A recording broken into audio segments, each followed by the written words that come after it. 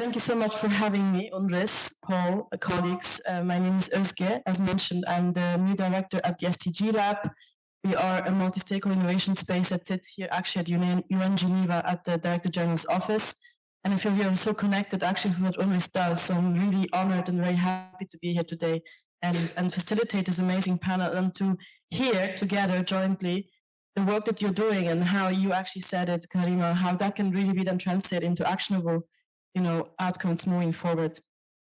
Before I dive maybe into the conversation with you, if you allow me maybe just to also give a few reflections from my side as someone that works in a similar space. And first of all, it's amazing that you have existed for 60 years. That I think speaks to the fact that your mandate is more critical than ever. You have,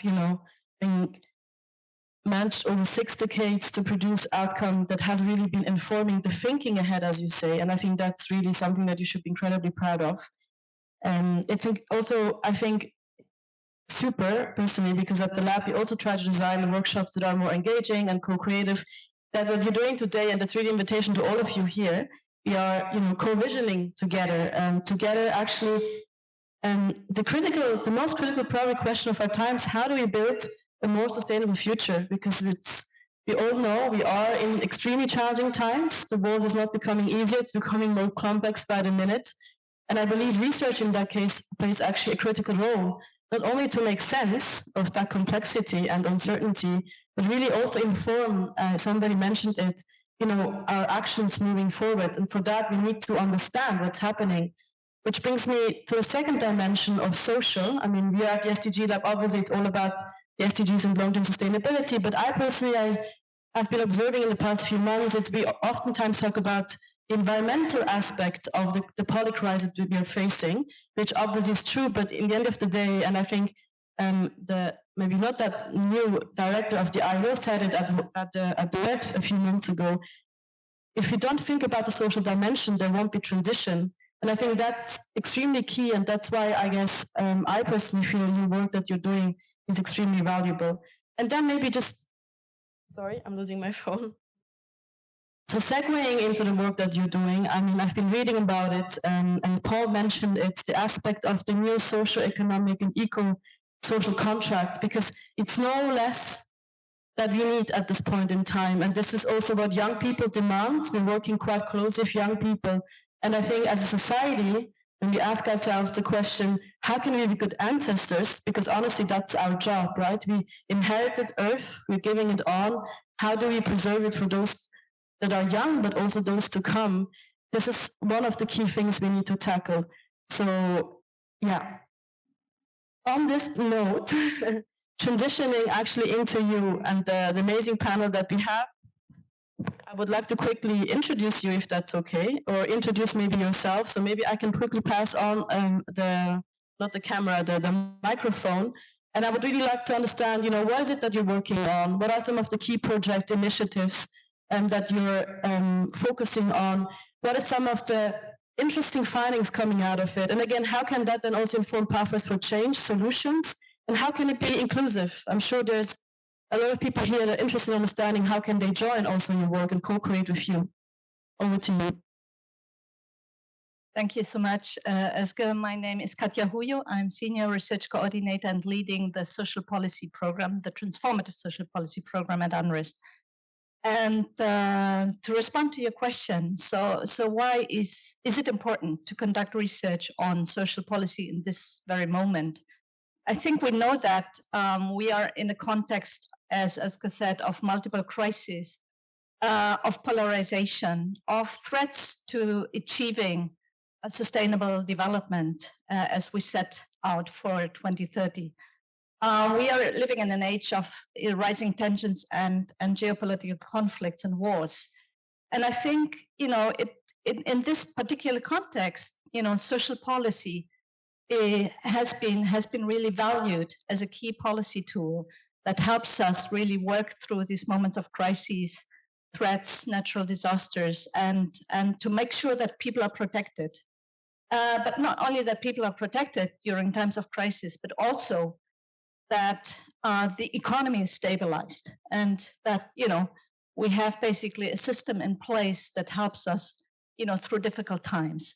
So I think also thinking of COVID-19, for example, there is a new value seen in social policy as we lived through this devastating crisis, and everyone noted, that we need really support for employment, that we need, quality health systems, that we need vaccines, and all of that. So I think, we are living in a difficult context, but the value of social policy has been more visible than ever. And maybe a second point is, what really matters to people is social policy to a certain extent. I think, what are people's aspirations for their life, their dreams, and what do they actually care about? They care about, good jobs, decent jobs. They care about social protection, having quality health and education, having opportunities, having access to the internet, to water, to housing. So social policy is extremely important. And this is why we need to continue to do critical research on, expanding access to social rights, increasing coverage of social policy, adapting social policy to new challenges such as technological change, etc. Thank you so much. Really appreciate it. I think this is a very nice segue actually to you. If I cannot pronounce your name correctly, because I'm a victim of malpronunciation of my name my entire life. I'm very sensitive to this issue. You're working on economic transition, and actually the word always was already said. It's about beyond GDP, reimagining, right? I think we have all grown up in a certain economic system. I'm not going to name it. We all know what we're talking about, but it's time we think beyond. How do we do that? Very much. My name is Il Chung-Yi, and I'm Senior Research Coordinator leading a program called Alternative Economies for Transformation. So we call it ALE for T. Ale. So history can be described as a kind of process of interactions between action and reaction, or movement and counter movement. And in this process of interactions, evolution is happening. And you know that the theory of evolution, the survival of the fittest. The fittest is not always the best. So we have to talk about alternatives composing reactions and counter movements. That's what we are doing. We are trying to identify alternatives. We are trying to assess the quality and the kind of directions of those alternatives, and then suggest viable, inclusive, and sustainable alternatives to this system creating so many problems. So this is what we are doing in our program. And through all those projects like SSE, Social and Solidarity Economy, or SDPI, Sustainable Development Performance Indicators, which can measure the performance of economic entities, both for-profit enterprises or social and solidarity economy entities. We are trying to identify what kind of alternative solutions are possible to these market fundamental economic systems and relations. So basically, we are trying to transform a possibility into a reality by doing research about alternatives.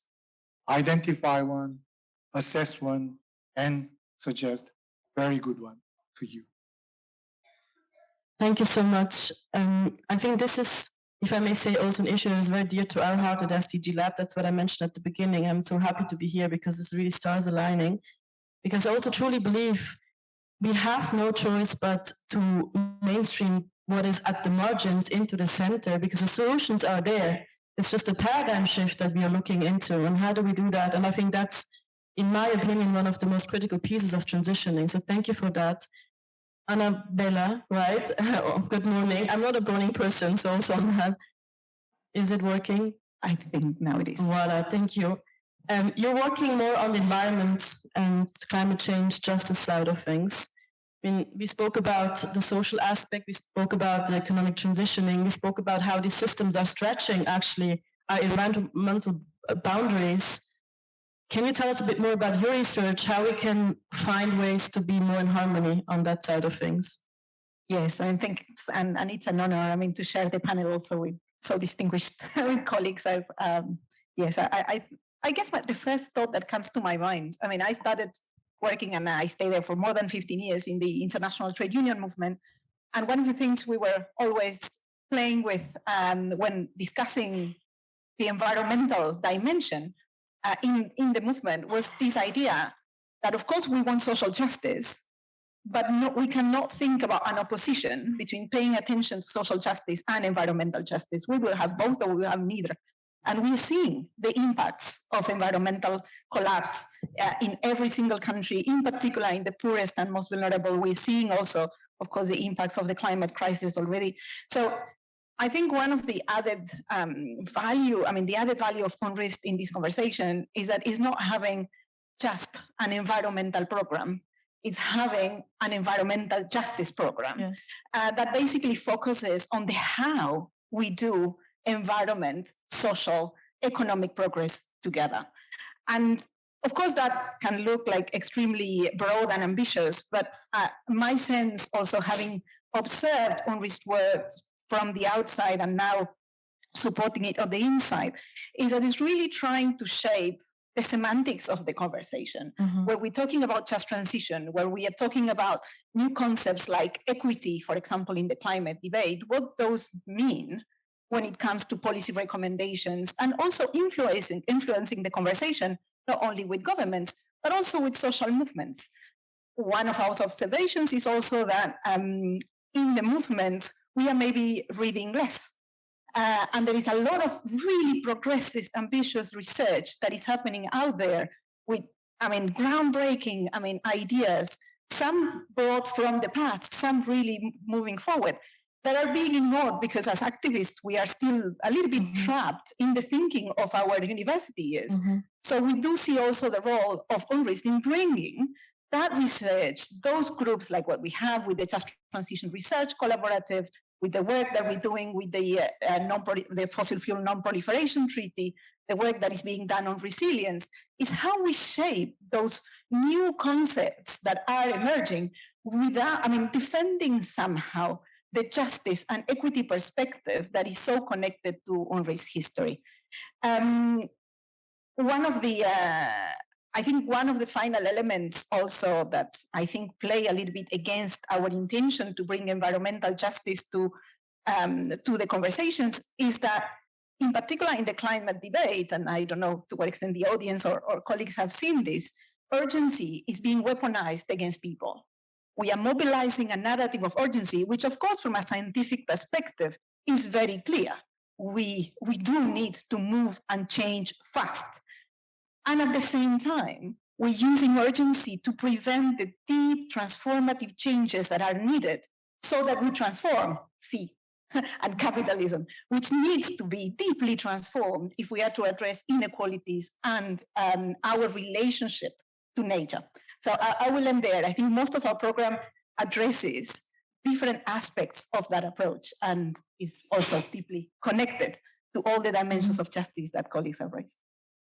Thank you so much, Annabella. I think the key point you touched upon, without wanting to paraphrase you, but I find this very powerful, is how we frame, I think, narratives. Again, on the SDGs, I was yesterday or the other day on a panel where I said, I refrain from calling or mentioning or referring to the SDGs as being saved or on a life threat, because it gives you this sense that nothing is being done. I mean, again, yes, we all know the challenge ahead is extremely complex, but we're working on solutions. I think this notion of that we are solving something that is extremely complex with all the different dimensions that we are now touching upon is critical.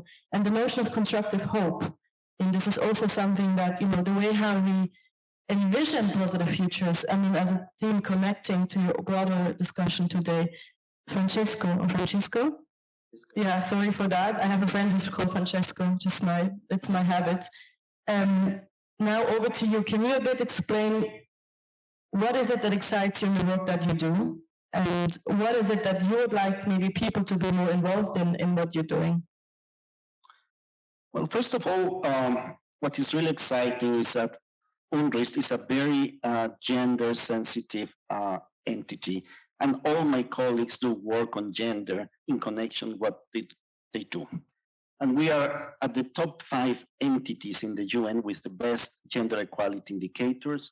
And I think the composition of the panel indicates how parity is the bottom line of what we do. In terms of what is really exciting about us is that we really take a moment to reflect. And I think UNRISD has always done that. Taken a minute to reflect on what are the main challenges in development. And we have identified in our program some of the main issues that are important after what happened in 2020, the COVID pandemic that transformed forever our lives. Mm-hmm. And it showed the crisis of care. It transformed work forever. It showcased the fragility of environment. And it also showed that a very conservative environment, very anti-women's rights, was raising. So we are working on those issues. And let me exemplify what we are doing with care. Care has always been a priority for UNRISD. UNRISD developed the famous Diamond of Care in the early 2000s. It has always had very committed directors to gender equality, Tandika, Sarah, Paul, who have supported this agenda. And we have become the research branch of the Global Alliance for Care, supporting different countries in their efforts. We are supporting Mexico. We are in the creation of the national care system. Chile recently asked us to support the National Women's Ministry. And we recently were in Chile providing advice to integrate care and gender considerations in their new constitution. So we have taken the research to the policy arena. And we have also done that in different of our programs, but I will continue that in my next iteration. Thank you so much, Francesca. I think what is really fascinating about what you just said is what we also talked about is how can we actually connect research to action on the ground, and the fact that you're working really directly with countries informing, their policies, I think really shows it's an incredible example of the value and the nexus, so to speak, of research for policy making, policy design, so to speak. I have a follow-up question, though it's not in the panel. I hope it's okay if I still ask you that, because I've worked myself on gender before in the past. How do you see your program cutting across the different dimensions here? Well, as I said, my colleagues are very sensitive about gender, and I'm going to give you a particular example. We are working with the climate transition team and developing different research proposals that intersect just transitions and the economy of care. Because I think these are two of the most important crises. And on the one hand, the just transition agenda has not been analyzed through a very thorough feminist lens. Mm-hmm. And at the same time, the care agenda has to intersect with another agenda that cares about the planet. And in that case, we really need to continue building these alliances, to continue, and very importantly, thinking how we finance those crises. Because financing both the just transitions and the care crisis is going to be fundamental for the survival of us as a human species. Thank you, Francesca. I couldn't agree more on this one. A bit being mindful of time, but I want to give another second round of quick reflections before maybe we open up also for people to participate in this reflection, if that's okay. What are some of the most exciting concrete projects that you're working on right now? And I did mention this before already, but being now a bit more explicit about it, how do you think external stakeholder shareholders can be involved in your work, in this notion of co-creation that we touched upon before? Right. Yeah, thank you for the question. So over the last 5 years, the social policy program has focused on addressing inequalities. And this is not just, to work on SDG 10 that, commits governments to reduce inequalities within and between countries. But we have also looked actually at the root causes of inequalities in order to give better recommendations of how to address inequalities and how to create also the political will to address inequalities in a very comprehensive way. And what our work has focused on was to identify both political drivers of inequalities and also economic drivers. And what we have seen is that the great concentration of wealth and income that we have seen over the last 4 decades, and which is very much driven by a market liberal development paradigm that has started in the 1980s and that has become more and more intense over the years, leading to a system that we now call super capitalism or hyperglobalization. This has also translated into a concentration of political power because elites have accumulated more and more wealth and have translated that into more and more influence on the policy process. And of course, this can be good or bad, but we have often seen that it has created obstacles for more egalitarian change. So this is a very important strand of research that we have conducted.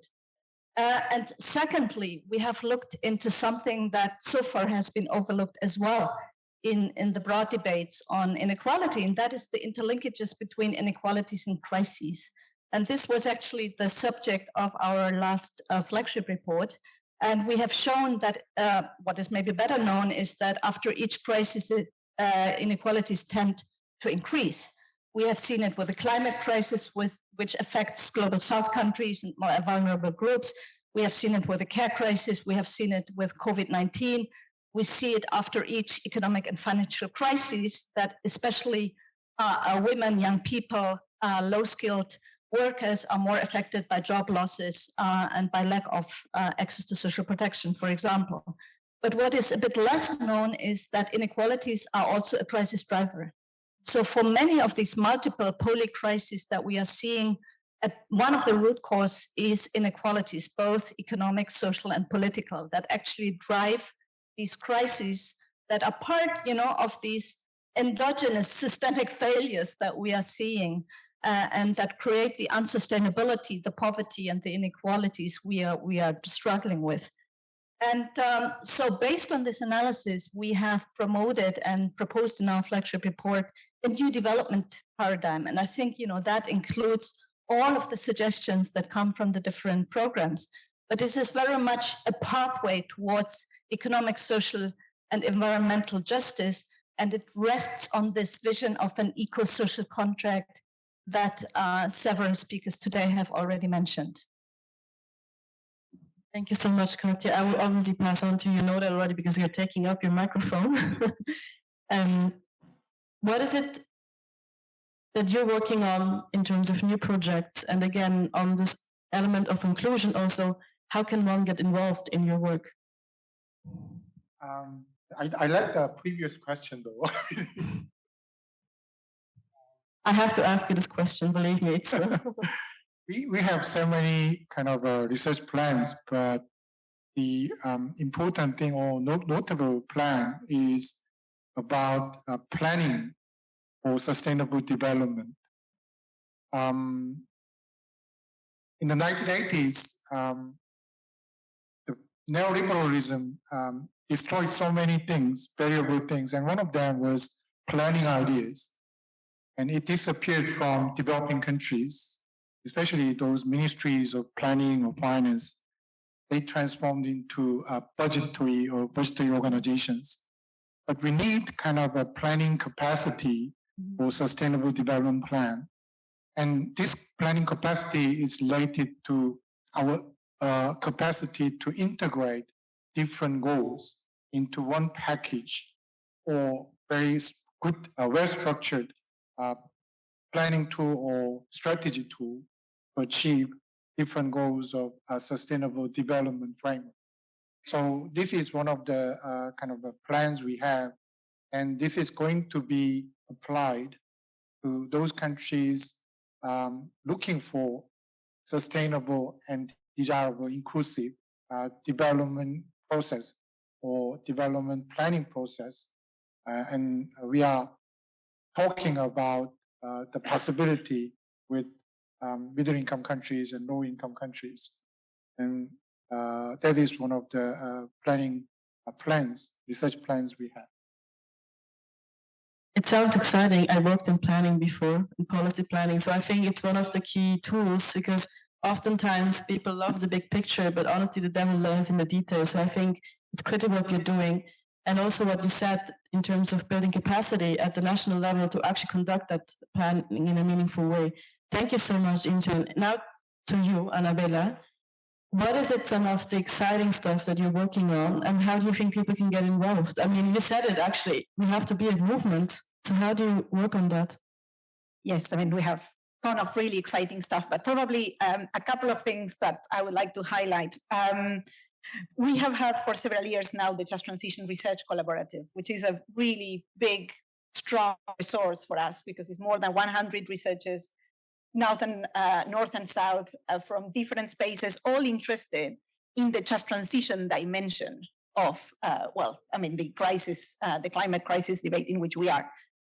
We are mobilizing that group and bringing some new research capacity around probably one of the buzzwords this year.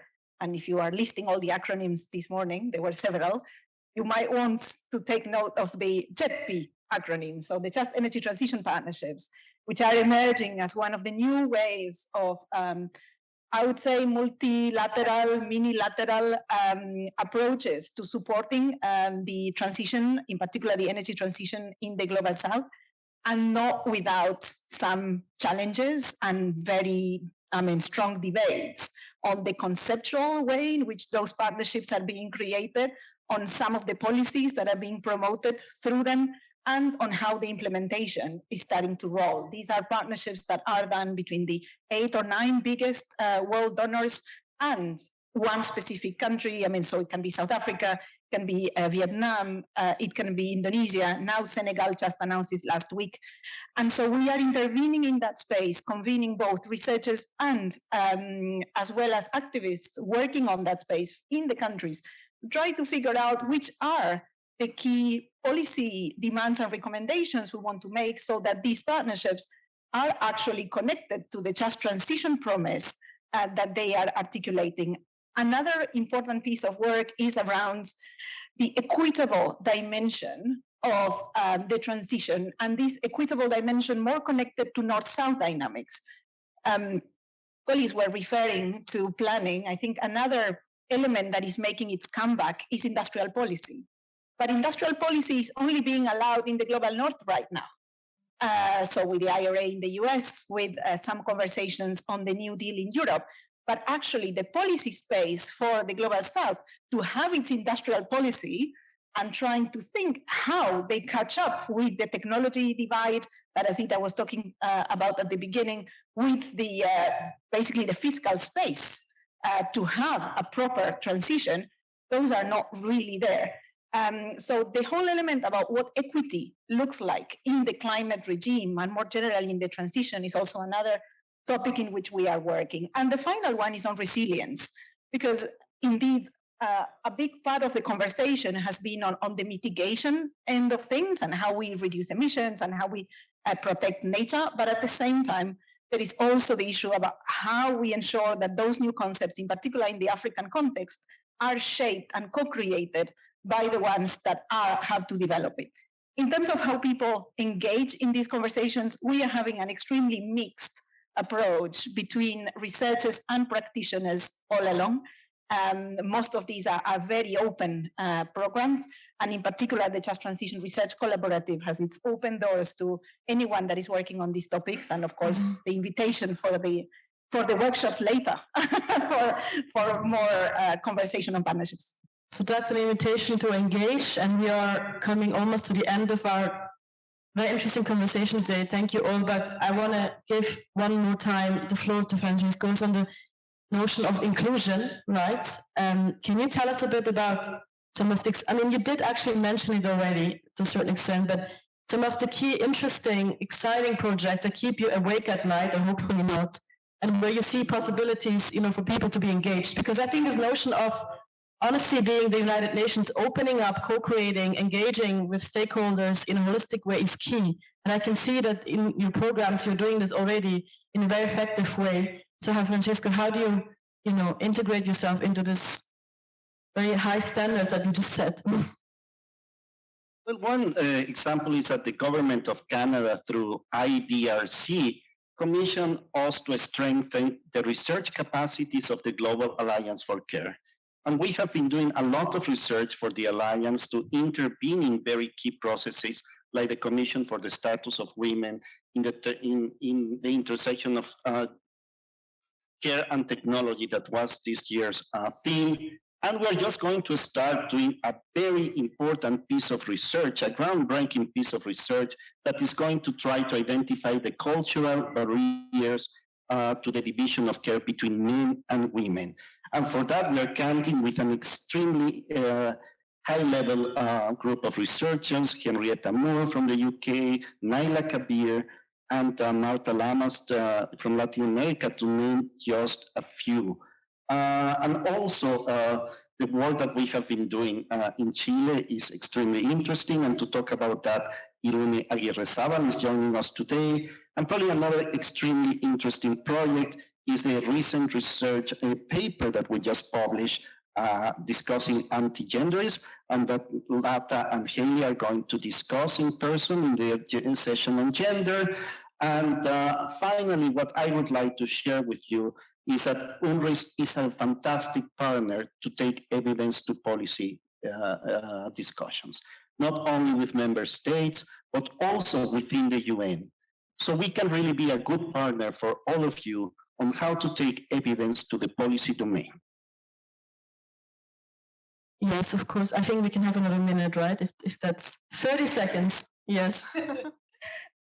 Well, thank you so much. I just wanted to mention that I also wanted to make a little bit of publicity for some of the alliances and networks we are managing together with the Bond program and the social policy program, and that is the Research and Action Network for a New Eco-Social Contract.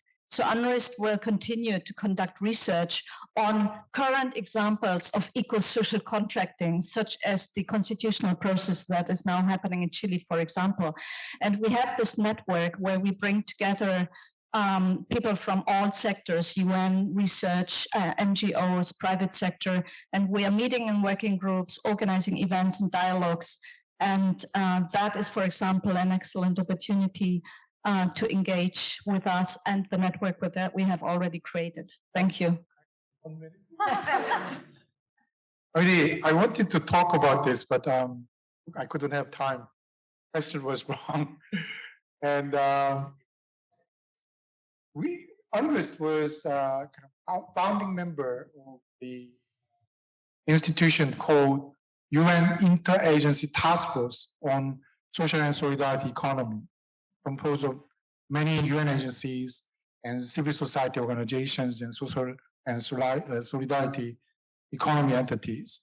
And last month, UN General Assembly adopted resolution emphasizing the importance of the potential of social and solidarity economy as a means of implementation for the sustainable development goals. So we are working on various issues related to social and solidarity economy. And social and solidarity economy is the combination of environment, social, and gender issues through the economy activities and relations. So please pay attention to our work on social and solidarity economy. Thank you so much. Thank you also for your interest, your patience. I will tell you, I'm going to pay a lot of attention. You really, I mean, I couldn't write it. I hope I can memorize all the things you said, especially on the two last points. And also, please, again, take this as an opportunity to be assured amazing people are working on solutions, and we're all in this together. And now you can choose the groups. I will give over to Karima in terms of your personal engagement. Thank you so much again.